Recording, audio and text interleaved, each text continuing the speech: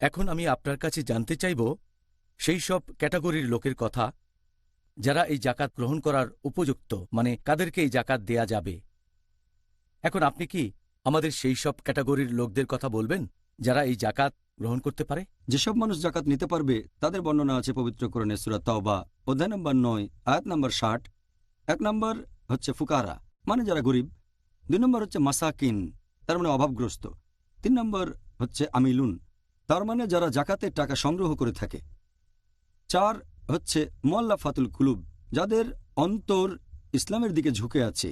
5 নম্বর হচ্ছে রিকাব, তার মানে জাকাত দেয়া যায় কোনো বন্দী অথবা দাসকে মুক্ত করার জন্য। 6 নম্বর হচ্ছে গারেমুন, যারা ঋণগ্রস্ত।